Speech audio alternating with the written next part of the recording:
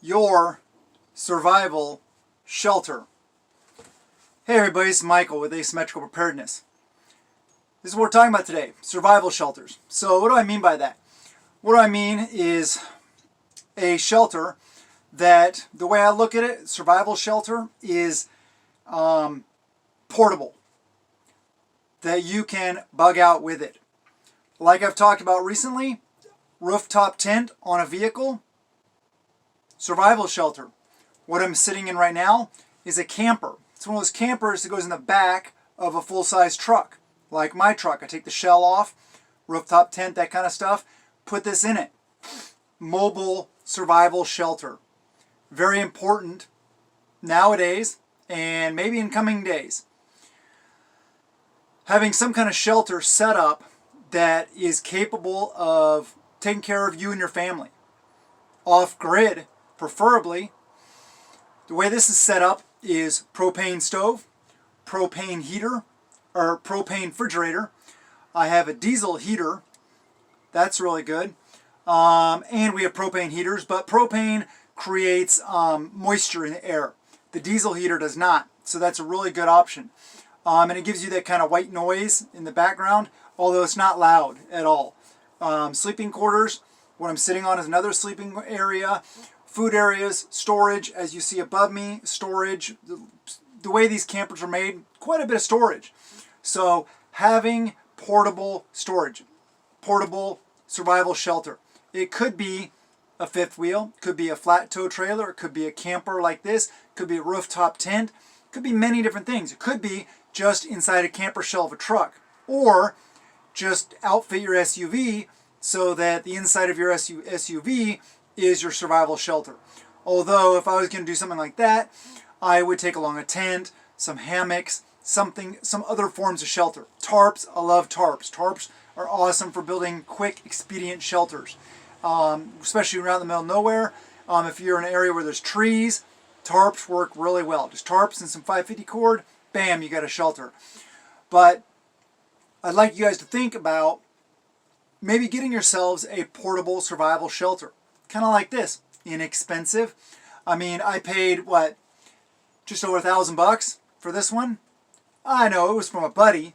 He could have sold it for more, but there's good deals out there.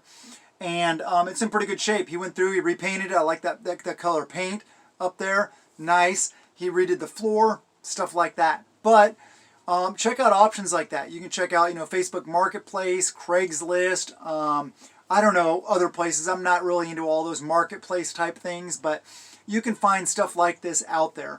It's a good option to have.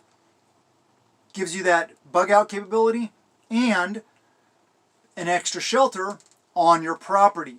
I like that also, because what happens when my tribe shows up? If this is the chosen location. This location would not be the best, I'll be honest with you guys.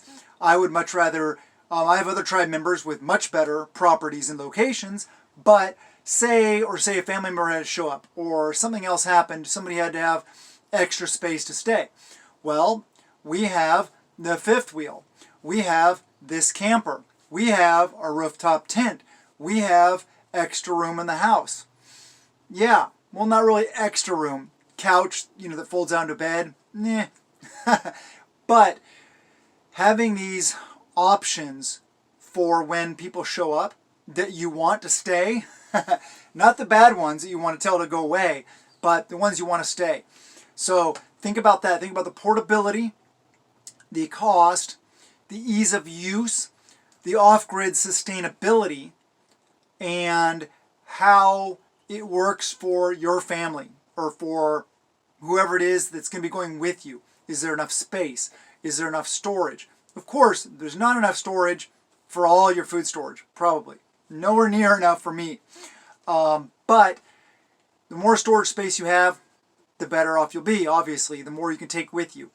It's just one of these things that it's on my mind.